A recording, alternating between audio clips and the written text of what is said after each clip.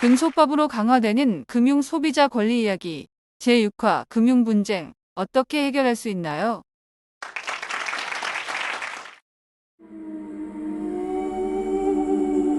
금비 씨? 무슨 일이에요? 정신 차려요. 아버지께서 은퇴하시고 퇴직금으로 생활하고 계신데 금융회사에서 안전한 상품이라고 해서 펀드에 가입하셨거든요. 그런데 이렇게 손실이 난 거예요. 금융회사에 항의했더니 그렇게 말한 적이 없다고 하더라고요. 아니, 그 돈이 어떤 돈인데. 이제 어떡하죠? 그대여 너무 걱정하지 말아요. 제가 해결 방법을 알려드릴게요. 금융회사와 분쟁이 있을 경우 해결 방법은 크게 첫째, 당사자 간 해결, 둘째, 분쟁 조정제도, 셋째, 소송으로 나뉩니다. 당사자 간 해결이 어려울 경우 보통 소송을 생각하죠.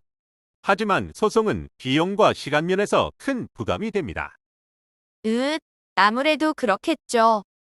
그래서 객관성과 전문성을 갖춘 제3자가 만족할 만한 합의안을 제시해주는 분쟁 조정 제도를 추천합니다.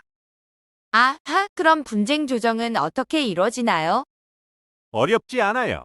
금융감독원에 분쟁 조정을 신청하면 된답니다.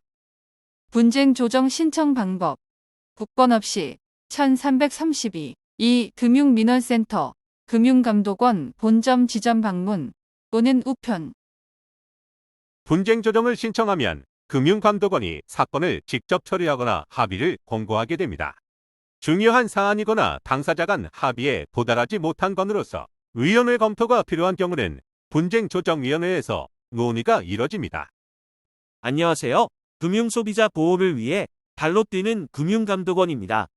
사실조사 결과 판매 직원은 은퇴 후 노후자금을 안정적으로 운영하길 원하는 금비씨 아버지에게 적합하지 않은 위험한 상품을 권유하고 이런 내용도 잘 설명하지 않았네요. 다만 원칙적으로 투자는 자기 책임이므로 금비씨 아버지도 상품 내용에 대해 자세히 알아보고 투자했어야 했는데 주의를 다하지 않은 점이 있네요. 금융회사 책임 %, 고객 책임 %로 해서 금융회사가 손해배상 청구액의 %를 배상하면 어떨까요?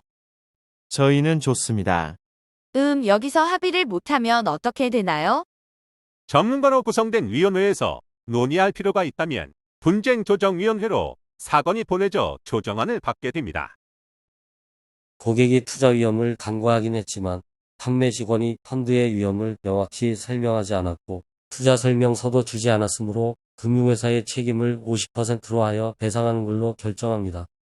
분쟁조정위원회의 분쟁조정안을 받아들이는 것은 재판상 화해와 동일한 효력을 가지게 되어 소송을 제기하여 다툴 수 없으니 수락 여부는 신중히 결정해야 합니다. 다만 분쟁 조정 중이더라도 다음의 경우 분쟁 조정 절차가 중단됩니다. 첫째, 분쟁 조정 중 어느 한쪽이 법원에 소송을 제기하고 법원이 소송을 계속 진행하는 경우. 둘째, 분쟁 조정이 신청된 사건과 동일한 원인으로 여러 사람이 관련된 동종 유사 사건에 대해 소송이 진행 중인 경우 분쟁조정위원회가 중단 여부 결정합니다. 그럼 금융회사가 소송을 제기하면 싫어도 소송에 참여할 수밖에 없겠네요? 반드시 그런 것만은 아닙니다.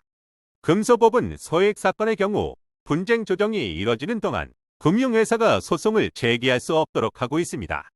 소액 사건이란 금융소비자가 분쟁 조정을 신청하고 분쟁 조정을 통해 주장 하나는 권리나 이익의 가액이 2천만 원 이하인 사건을 말해요.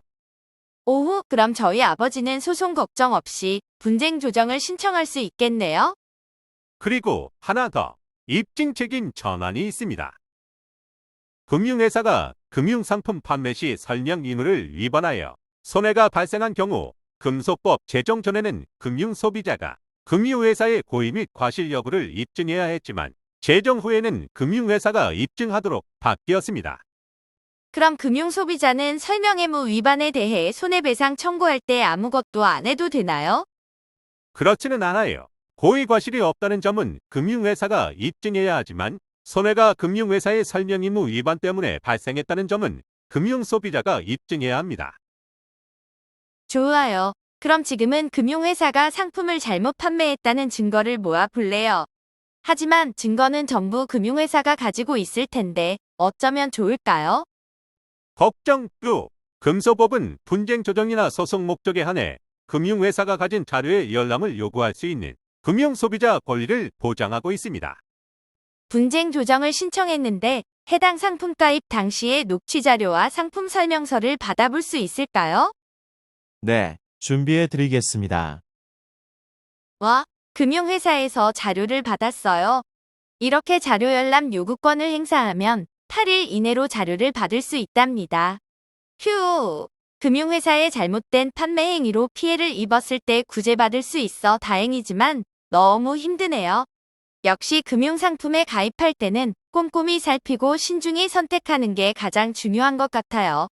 소중한 내 돈을 지키는 건 바로 나 자신이니까요. 그럼요. 오늘 준비한 내용은 여기까지입니다. 시청해주신 여러분 감사합니다.